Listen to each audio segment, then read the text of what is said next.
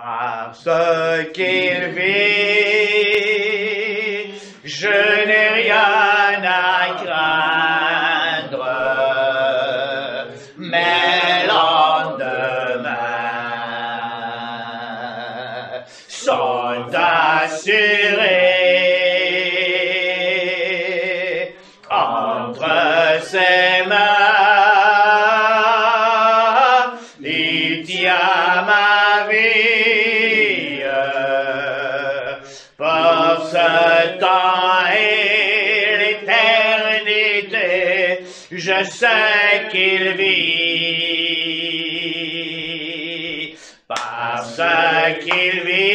parce qu'il vit, je n'ai rien à craindre.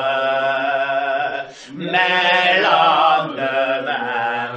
lendemains sont assurés, oui, assurés entre ses mains. Ah, il tient ma vie, il veut tenir votre vie pour ce temps et l'éternité. Je sais qu'il vit. Eh bien, salutations à toutes et à tous, et en ce matin de dimanche, heureux de pouvoir encore vous apporter ce que le Seigneur a mis sur mon cœur, parce qu'il vit. Je n'ai rien à craindre. Alors ce matin, il y aura peut-être des réponses que tu devras donner. Est-ce que toi, tu peux le dire de la même chose? Parce que Dieu vit en moi, je n'ai rien à craindre, mes lendemains sont assurés. Alors ce matin, le thème de la pensée du Seigneur pour toi, mon ami, qui que tu sois, où tu te trouves, quelle que soit ta situation, Dieu désire que tu vives dans la vraie liberté. Vivre libre. Et Jésus lui-même le dira, si le Fils vous a franchi, vous serez réellement libre. La loi de l'esprit de vie en Jésus-Christ m'a affranchi de la loi du péché et de la mort. Pourquoi? Le péché, c'est la désobéissance. Car chose impossible à la loi, parce que la chair la rendait sans force.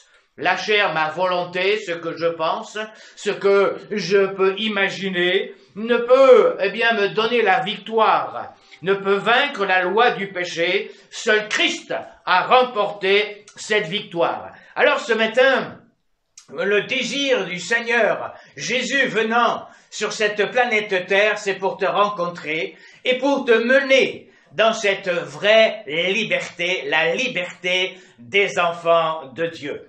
Alors, pour étayer, je vais vous transmettre une anecdote qui nous dit ceci.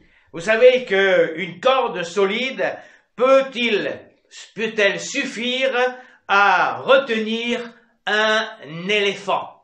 Une corde peut-elle suffire à retenir un éléphant? Vous allez dire, mais pasteur, c'est pas possible. Cet animal, avec sa trompe, il peut, n'est-ce pas, bien déraciner des baobabs, des arbres centenaires. En effet, ça c'est une réalité, mais si dans sa jeunesse, il est attaché en permanence à un gros arbre, c'est un éléphanteau, il suffira, pour lui, en grandissant, d'être toujours lié. Ça montre quoi? C'est que cet éléphanteau, prenant de l'ampleur, grandissant, parvenu à l'âge adulte, il ne tentera plus de se libérer. Pour quelle raison? Parce que sentant, n'est-ce pas, qu'il y a une résistance par cette corde, il va se croire captif. Et il ne fera plus, ce que les éléphants en liberté font, c'est de pouvoir faire des ravages. Et c'est vrai que le péché, la Bible dit, tous ont péché et sont privés de la gloire de Dieu. Pensez-vous, ce matin, et dans les jours à suivre, être libérés de tels comportements, de telles attitudes, de telles addictions qui vous enchaînent, ou peut-être êtes-vous retenu par vos échecs ou par des fausses croyances? Aujourd'hui, l'être humain où il se trouve essaye par tous les moyens de s'en sortir, il faut que je m'en sorte. Il faut, eh bien, que je m'y mette. Il faut mettre toute ma volonté pour pouvoir gravir les échelons. Et nous voyons quoi? C'est que, malgré cela, la Bible nous dit que le péché dominera sur vous, sur nous, parce que nous sommes sous la loi. La loi, la Bible dit, toute âme qui pêche mourra. Et c'est une réalité. Mais Jésus étant venu, et c'est pour cette raison que l'évangile, puissance de Dieu pour le salut de quiconque croit, est une bonne nouvelle. L'évangile veut dire bonne nouvelle. Et mon désir et le désir du Seigneur, c'est que dans la situation d'aujourd'hui et dans les jours à suivre, vous puissiez connaître cette vie glorieuse, merveilleuse, extraordinaire avec lui, non pas sans lui, mais avec lui. Pourquoi? Parce qu'il est le bon berger. Lui-même dira, le bon berger connaît ses brebis. Dieu te connaît mieux que toi, tu peux te connaître. Il te connaît parce qu'il t'a créé, tu es une créature de Dieu. Tu n'es pas quelqu'un venu comme cela. Certes, il y a eu la procréation, il y a eu, eh bien, le désir d'un couple, mais aujourd'hui, tu es toi.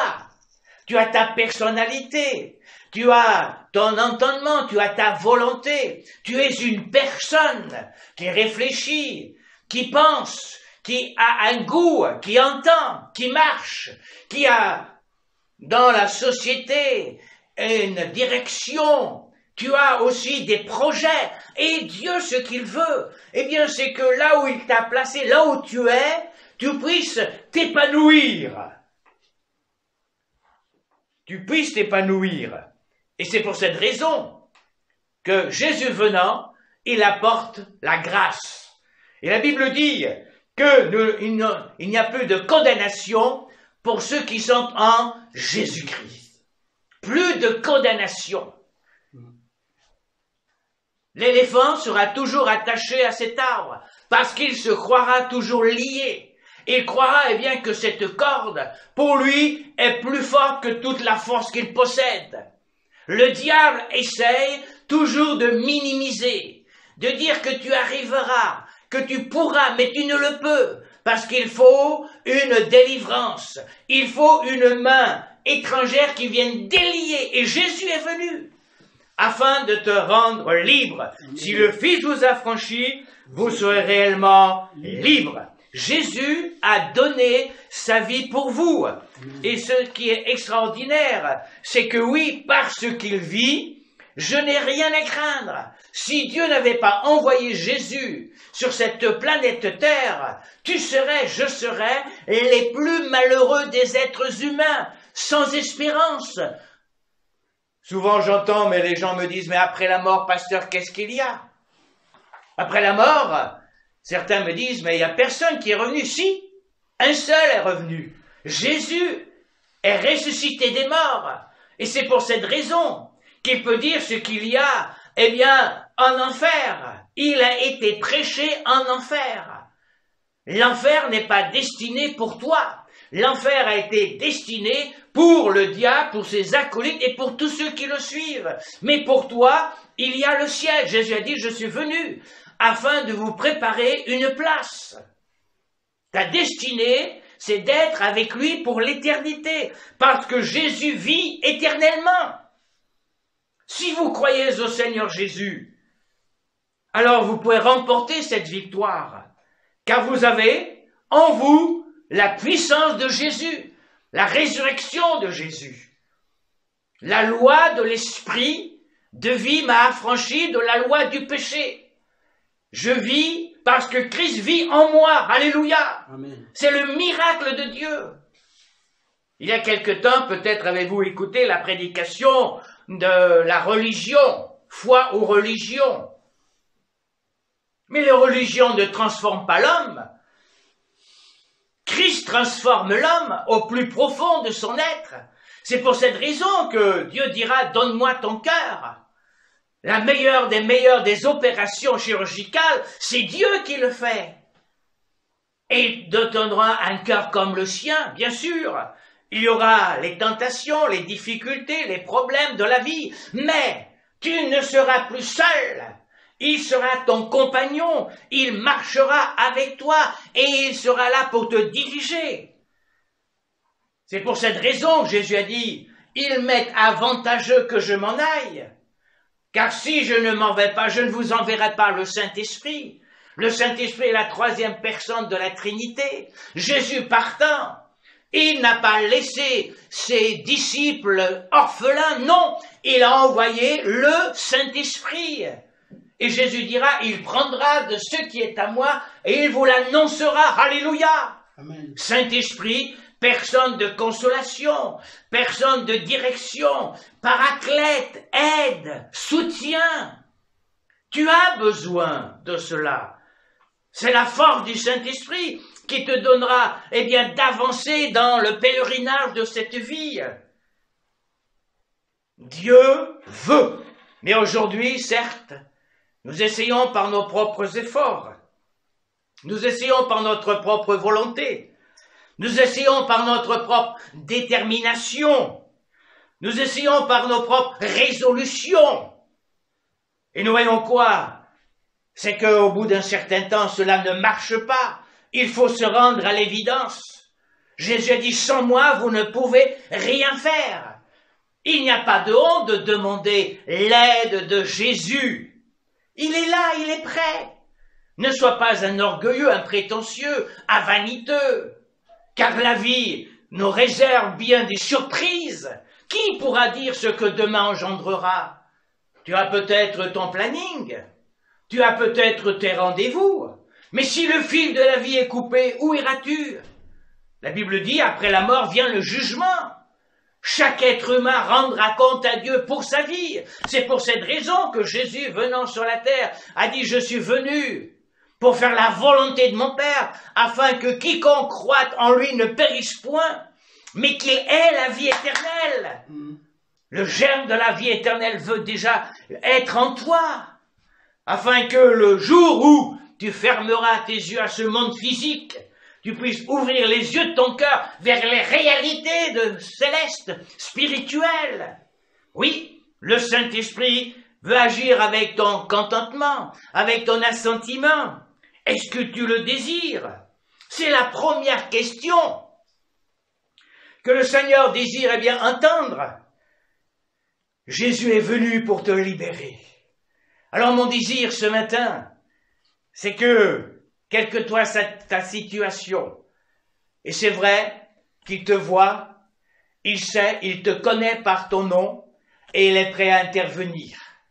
Alors, dans l'évangile de Jean, c'est l'évangile de l'amour. Voyons quoi? C'est l'amour en action. Jésus n'était pas un homme stoïque. Jésus n'était pas un homme qui regardait de haut la population, ses contemporains. Jésus a vécu parmi les hommes. Jésus a pleuré. Jésus a eu faim. Il lui-même dira, je n'ai même pas de place où reposer ma tête. Et le livre d'Ésaïe, bien avant la venue de Jésus, 700 ans avant, annonçait déjà, homme de douleur, habitué à la souffrance. C'est un homme qui a peiné avant que Jésus soit ce qu'il était. Il était adolescent. Il a travaillé avec son père. Il était fils du charpentier. Il était un charpentier. Il travaillait le bois. Et c'est vrai que si aujourd'hui nous avons toutes les machines pour raboter, pour scier, dans le passé, c'était tout à la main, et il fallait du temps, et Jésus transpirait. Jésus souvent peinait. Jésus avait soif. Jésus a connu et il te connaît. Mais il est fils de Dieu, alléluia. Il est plus qu'un homme, il est le fils de Dieu, il est Dieu lui-même. Et là, nous voyons dans l'évangile de l'amour, l'évangile selon saint Jean chapitre 5, il y a une fête des Juifs, ou à Jérusalem. Et Jésus monta à Jérusalem. Or, À Jérusalem, près de la porte des brebis, il y a une piscine qu'on appelle en hébreu Bethesda. Bethesda veut dire maison de miséricorde. Alors ce matin, Jésus veut aller dans ta maison. Miséricorde, quelqu'un a dit, dans ce mot, il y a le mot misère et corde. Jésus a lancé cette corde sur ta misère, corde de bonté, corde d'affranchissement, corde de joie, corde d'épanouissement, corde de liberté. Être à Christ n'est pas être lié par les choses que le monde nous entoure, car la vraie liberté se trouve en Christ. Jésus lui-même dira, si le Fils vous affranchit, vous serez réellement libre. La vraie liberté, c'est de dire Seigneur merci parce que toutes ces tentations qui sont là ne peuvent m'atteindre, parce qu'en moi il y a celui qui est le ressuscité, celui qui me donne la force de pouvoir vaincre cela. Et Jésus est allé dans cette piscine qu'on appelle Bethesda, maison de miséricorde. Il y avait là 5 portiques. Imaginez un moment ce plan d'eau avec ses portiques, ses ouvertures. Sous ces portiques étaient couchés un grand nombre des malades. Nous ne savons pas le nom, mais qu'importe. Mais il en avait plus qu'un. Un grand nombre de malades. Il y avait quoi? Des aveugles, des boiteux, des paralytiques, qui attendaient le mouvement de l'eau, car un ange descendait de temps en temps de la piscine et agitait l'eau. Et celui qui descendait le premier, après que l'eau avait été agitée, était guéri, quelle que fût sa maladie. Là se trouvait un homme malade depuis 38 ans. Imaginez son calvaire. Depuis 38 ans, cet homme attendait le moment de sa guérison, de sa délivrance. Il était persévérant. Cet homme, à chaque fois qu'il y avait ce mouvement de l'eau, eh bien, se armait de toute sa volonté, de toute sa force, de tout ce qu'il pouvait encore avoir pour essayer d'y arriver. Et lui-même va dire à Jésus, à cet homme qui ne le connaissait pas, parce que Jésus, eh bien, va s'adresser à lui. Et la Bible dit quoi? C'est que celui qui descendait le premier après que l'eau avait été agitée était guéri, quelle que fût sa maladie. Là se trouvait un homme malade depuis 38 ans, Jésus l'ayant vu coucher. Et sachant qu'il était déjà malade depuis longtemps, lui dit, « Veux-tu être guéri ?» Jésus l'a vu, Jésus le connaissait, à lui rien n'est secret. Il sait ce qu'il y a au plus profond de ton âme. Il sait ce qu'il y a au plus profond de tes pensées. Il connaît ta vie. Il connaît peut-être ton désarroi. Il connaît peut-être toutes tes persécutions, toutes tes embûches. Il connaît aussi peut-être toute ta maladie, tout ce que tu lui as. Il connaît tout, à lui rien n'est caché. Et Jésus ne va pas dire « Eh oh !» Non, veux-tu être guéri? C'est une question extraordinaire. Une question de révolution, une question dont cet homme, pendant 38 ans, n'a jamais entendu. Peut-être même a-t-il été abandonné de sa famille. Personne ne le regardait. Il était repoussé. Il était mis de côté. Et c'est vrai que dans notre monde aujourd'hui, il y a de plus en plus de fêtes. On essaye, n'est-ce pas, eh bien, par l'esprit de ce monde, de réjouir le cœur des humains. Mais tout cela, mes amis, ne sont que des paravents. Pourquoi? Parce que cela masque mal ce qu'il y a au plus profond de l'être humain. Quand la fête est terminée, on revient à la réalité. Aujourd'hui, de plus en plus, et c'est vrai que dans certains pays, eh bien, il y a de plus en plus de personnes qui prennent des narcotiques pour essayer d'endormir leurs inquiétudes. Mais quand les narcotiques ont fait leur effet, il y a la réalité. on revient toujours au même problème. Jésus monte à la fête. Il y avait la fête à Jérusalem, mais Jésus va aller là où il y a les besoins, où il y a les nécessiteux. Et tu es un nécessiteux, comme moi j'y étais. Parce que sans lui, je ne pouvais être sauvé. Tu as besoin du salut en Jésus-Christ. Ne repousse pas son amour. Ne cache pas derrière ta religion, derrière ta façade peut-être de bon, entre guillemets, chrétien. Mais viens à lui. Jésus va aller à la maison de miséricorde. Jésus va l'interpeller. Parce que Jésus l'aime. Et Jésus t'aime. Plus que tu ne le peux le penser. Peut-être souvent tu en avais contre lui. S'il y avait un Dieu, pourquoi telle et telle chose m'est-elle arrivée? S'il y avait un Dieu, pourquoi telle et telle chose je vis? Pourquoi? Certes, il y a des questions que nous pouvons nous poser. Et je peux m'imaginer que cet homme, pendant 38 ans, eh bien, se posait 1001 questions. 38 ans, quel calvaire! Mais il y avait toujours en lui ce désir de s'en sortir. Alléluia!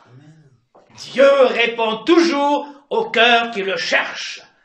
Dieu dit, si vous me cherchez de tout votre cœur, vous me trouverez. Et je peux m'imaginer et penser ce matin, mon ami, qu'au travers, eh bien, de cette prédication, Dieu te cherche, parce que demain ne t'appartient pas, et Dieu veut te sauver, parce qu'un jour tu seras devant lui, et il te dira que le 31 janvier, tu as entendu la prédication de la parole de Dieu, mais tu me l'as repoussé, tu ne l'as pas accepté, c'est un moment solennel. Jésus est passé là, et Jésus va interpeller cet homme. Veux-tu être guéri? Ce matin, veux-tu être pardonné?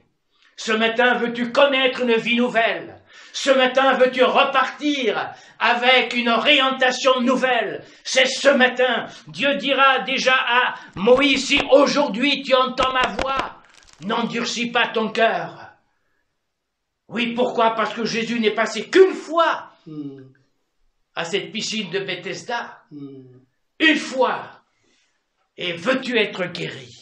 Alors cet homme va lui répondre. C'est vrai que souvent nous répondons d'une manière déplacée. Au lieu de répondre, mais bien sûr, si je donnais un bonbon à un enfant, est-ce que tu veux un bonbon? Mais oui, monsieur. Je ne pense pas que l'enfant va dire, mais ça fait tant et tant d'années que je n'ai jamais reçu un bonbon. Au contraire, sa spontanéité va dire, mais oui, monsieur, je le veux. Veux-tu une glace? Mais oui, je la désire. Et là, il dira, je n'ai personne. Je n'ai personne pour me jeter dans la piscine quand l'autre est agité. Et pendant que j'y vais, un autre descend avant moi. Le diagnostic de cet homme est un diagnostic, eh bien, des plus malheureux, des plus tragiques, de déception. Il a essayé pendant 38 ans. Il attendait avec impatience ce mouvement de l'eau. Et il y avait déjà d'autres peut-être plus valides que lui, ou peut-être d'autres qui étaient aidés par d'autres. On ne sait pas, mais qu'importe. Il a essayé, il n'est pas arrivé. Je n'ai personne. Quel diagnostic?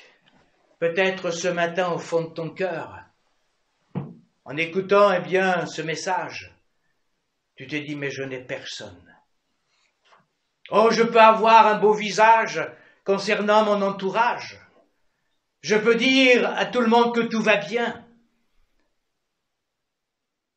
Mais ce que je vis, vous ne le connaissez pas. Peut-être des insomnies, des nuits blanches, peut-être des pensées de suicide, peut-être même des pensées pour terminer. Je n'ai personne, personne. Peut-être même as-tu essayé de pouvoir apporter ton problème à quelqu'un et il n'a pu donner de réponse. Tu as été déçu. Peut-être même cet homme attendait qu'un de ses compagnons vienne l'aider. Excusez-moi l'expression, mais dans le monde, c'est chacun pour soi. Hein. Dans le monde aujourd'hui, chacun pour soi. Et le monde est dur. Et quelqu'un dit, c'est que l'être humain, vis-à-vis de son prochain, est comme un lion. Le monde est dur. Et si tu n'y arrives pas à l'échelle que le monde a proposée, eh bien, il te dégradera. Le monde est dur et cet homme, eh bien, avait en lui cette inquiétude, cette déception, je n'ai personne. Je n'ai personne. Si Jésus n'était pas venu ce jour de la fête à Jérusalem, parce que quelque temps plus tard, il passait et il allait où sur le mont Golgotha, c'était son chemin. Mais Jésus s'est arrêté à cette adresse, maison de miséricorde. Et Jésus s'arrête parce qu'il t'aime, parce qu'il l'aimait, parce qu'il le connaissait, parce qu'il savait son problème, parce qu'il savait son désarroi, parce qu'il savait ses inquiétudes. Et Jésus lui dit, veux-tu être guéri? Alors, mon ami, c'est ce matin, Jésus veut te libérer. Jésus veut te libérer de l'homme paralysé. Jésus veut te donner la vraie victoire. Et je voudrais, eh bien, que nous puissions chanter, grand Dieu, nous te bénissons. Oui, ce grand Dieu est là pour te bénir. Nous célébrons tes louanges. Éternel, nous t'exaltons de concert avec les saints anges et prosternés devant toi, nous t'adorons. Grand Dieu, nous te bénissons. Ce grand Dieu est descendu et il est allé au milieu, eh bien, de ses laissés pour compte. Il n'a pas regardé la piscine. Il n'a pas attendu qu'un ange vienne. Mais pourquoi? Parce qu'il est le maître, alléluia.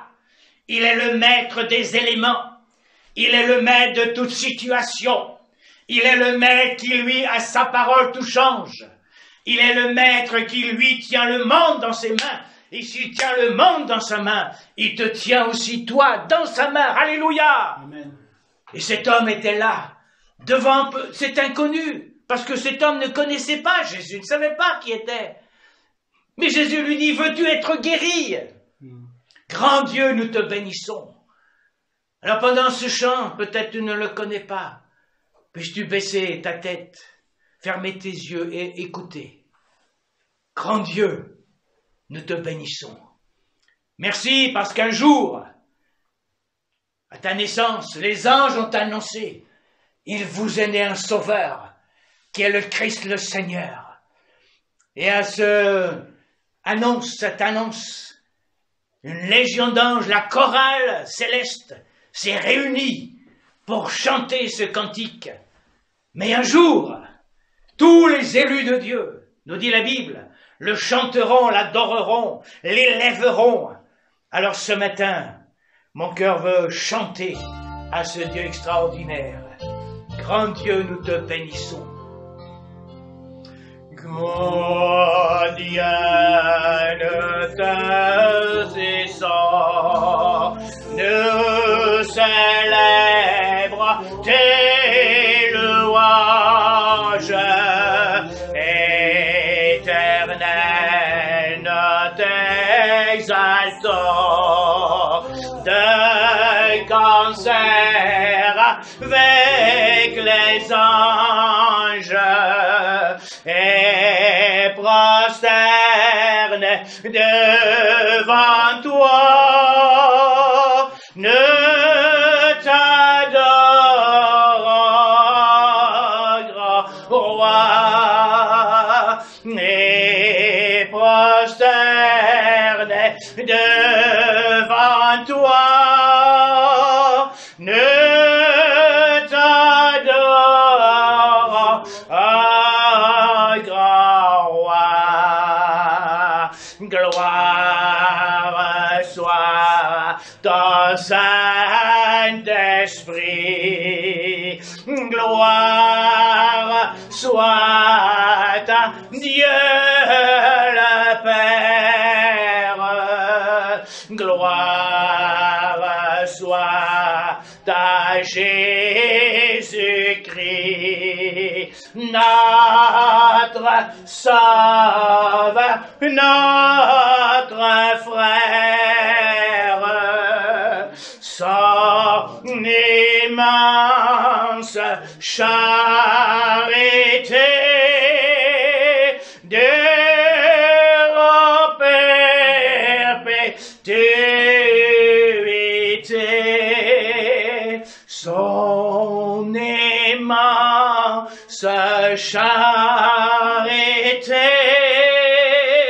durera perpétuité. Son immense charité dure à perpétuité. Alors ce matin, le premier pas à faire comme cet homme a fait, c'est de laisser la direction de Dieu dans ta vie. Laisse Dieu agir. Abandonne tes efforts. Viens tel que tu es. Dans un chemin de confiance. Alors tu goûteras la paix de Dieu. Tu goûteras la libération du mal. Pourquoi? Parce que Jésus lui dit, lève-toi. Prends ton lit et marche. Nous voyons quoi? C'est que Jésus est le maître. Abandonne. Remets ta vie. Il y a un cantique qui nous dit, tel que je suis sans rien à moi, sinon ton sang versé pour moi. Ne retiens pas les cordages. Ne te cache pas derrière tes résolutions, derrière le paravent peut-être de ta vie. Mais ce matin, comme cet homme, écoute ce que Jésus a à te dire. Oui, laisse-le. Regarde. Cet homme aurait pu rester, mais il a mis en pratique ce que Jésus lui a dit, lève-toi. Quel est ton désir? Est-ce que tu veux changer ou est-ce que tu veux continuer ta vie comme tu l'as maintenant? Est-ce que tu es satisfait de ta vie? Est-ce qu'il n'y a pas un manque en toi? Est-ce qu'il n'y a pas une aspiration d'aller plus loin? Jésus est celui qui veut te satisfaire pleinement. Parce que Jésus est Dieu. Est-ce que tu le veux? Tout dépend de ta réaction. Je peux m'imaginer un moment, c'est que là, au milieu de cette piscine, il y avait les paralytiques, les aveugles, les boiteux, et Jésus interpelle cet homme. Les autres écoutaient. Et ils se sont dit, mais s'il refuse, moi je le veux. Moi je le veux. Alors ce matin, il s'intéresse à toi. Il t'interpelle. Veux-tu être guéri? Veux-tu être pardonné? Veux-tu être libéré? Veux-tu avoir l'assurance du salut? L'assurance du salut, c'est maintenant, mon ami. C'est pas demain. Parce que demain ne t'appartient pas. Si ce matin tu en vis, c'est que encore ce matin, Dieu veut faire grâce et te bénir, au-delà de tout ce que tu peux penser, concevoir. Oui, veux-tu être guéri? Jésus lui-même dira, je frappe à la porte d'un cœur. Celui qui ouvre, j'entre et je souperai. Alors imaginez ce moment extraordinaire. Cet homme, eh bien, d'un bond va se lever, alléluia, et il va prendre son lit, ce n'était qu'une paillasse. Et il va sortir au milieu de ses compagnons d'infortune. Sortir de cette maison de miséricorde pour apporter la joie de l'Éternel. La joie de l'Éternel, dira David, c'est ma force. Dieu veut te donner sa paix, sa joie. La paix de Dieu qui surpasse toute connaissance intelligente gardera ton cœur et tes pensées en lui. Ce matin, il est près de toi. Il est plus près que tu ne le penses. Et ce matin, il veut essuyer les larmes de ton cœur. Il veut penser les blessures que la vie t'a apportées. Elle veut te donner la joie du salut. Oui, ce matin, la progression de Dieu est glorieuse et merveilleuse. Elle est réelle quand Dieu transforme, quand Dieu libère. Alors ce sont des choses glorieuses, extraordinaires. Aussitôt, cet homme fut guéri, il prit son lit et marcha. Et je peux m'imaginer que si à quelques mètres il y avait la fête à Jérusalem, l'exubérance, il y avait dans son cœur plus que ce que la fête de Jérusalem pouvait donner, c'était que désormais, à partir de maintenant, il n'est plus au milieu de ses compagnons d'infortune, il est un homme changé, renouvelé, guéri, ayant une nouvelle direction. Alléluia! Dieu veut faire avec toi la même chose, parce qu'il n'a pas changé. Jésus a dit, je suis le même hier, aujourd'hui, le 31 janvier, et éternellement. Il veut le faire aujourd'hui. Jésus n'a pas pris une ride, il est toujours d'actualité. Alléluia! C'est pour cette raison que l'évangile est la puissance de Dieu pour le salut de quiconque croit. Et l'apôtre Paul lui-même le dira. L'évangile, puissance de Dieu. Je n'ai point honte de l'évangile. C'est elle qui transforme. C'est elle qui donne un horizon nouveau. Si Jésus n'était pas venu, nous serions encore les plus malheureux des hommes, dira Paul. Mais grâce soit rendue à Dieu qui nous a envoyé ce sauveur. C'est vrai que les hommes l'ont crucifié. Il n'est pas digne de vivre. Mais la Bible dit, c'est qu'il a porté ton châtiment, mon châtiment, nos péchés. Et par ses meurtrissures, nous avons la guérison. Par ses meurtrissures. Il a reçu les 40 coups moins un. Lui qui n'a jamais menti, lui qui n'a jamais volé, lui qui n'a jamais rien fait de travers, au contraire. Il a nourri les foules, il a ressuscité des morts, il a guéri, il a purifié des lépreux. Un homme exemplaire. Mais nous voyons quoi? C'est que les religieux, ne voulant pas parce qu'il vivait dans les ténèbres, on dit il n'est pas digne qu'il vive cet homme. La lumière est venue. Et ce matin, la lumière de Dieu veut éclairer ton cœur. Alors ce matin, laisse-toi pénétrer par cette lumière qui illuminera. Ne réagis pas avec colère, avec animosité, mais dis-lui oui, tu as donné ta vie pour moi, toi qui ne la méritais pas. C'était moi qui devais mourir à ta place. Mais tu es mort pour moi parce que tu m'aimais. Et la Bible nous dit que Dieu a prouvé son amour en nous envoyant Jésus. Quel amour plus grand y a-t-il? Mon ami, réalise un moment. Quel amour y a-t-il plus grand que de donner sa vie pour nous, rebelles, brigands, etc., etc. Parce que Dieu nous aime. Dieu t'aime. Alors ce matin, oui, Bethesda, maison de miséricorde, il vient frapper à la porte de ton cœur. L'as-tu reçu? L'as-tu accepté? Parce que Dieu te cherche, parce que Dieu t'aime, parce que Dieu veut te sauver, parce que Dieu veut que tu aies sa connaissance. Oui, connaître Dieu, c'est plus que ce que le monde peut donner. Jésus lui-même dira, que servirait-il à un homme de gagner le monde entier s'il fait la perte de son âme? Alors ce matin, Seigneur, délivre-moi, guéris-moi, purifie-moi, lave-moi, sanctifie-moi. Merci, parce que ce matin, tu viens près de ma vie, tu la connais et je veux te faire confiance. Cet homme est sorti.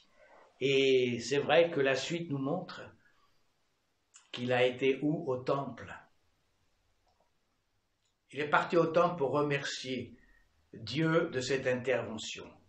Et Jésus va le rencontrer. Il va dire, mais qui es-tu? Il va dire, je suis Jésus. Ses yeux sont ouverts. Alors que ce matin, grand Dieu, nous te bénissons. Je prie pour toi afin que le Seigneur fasse tomber les écailles de tes yeux, de ton entendement, peut-être même de ta religiosité, mais que ce matin, tu sois l'enfant de Dieu. Jésus est venu sauver non pas des religions, mais il est venu te sauver. Alors ce matin, Seigneur, merci, parce que quand tu connaissais cet homme depuis 38 ans malade, ce matin tu me connais, et que ce matin tu viennes là où je suis. Bénis-moi, agis, je te donne mon cœur. Merci Seigneur pour toute l'attention que tu as vis-à-vis de ma vie. Oui, Paul pourra dire, crois au Seigneur Jésus et tu seras sauvé. Crois, Seigneur, je crois. Que le Seigneur te bénisse et qu'il t'accompagne à partir de maintenant jusque dans l'éternité. Amen. Amen.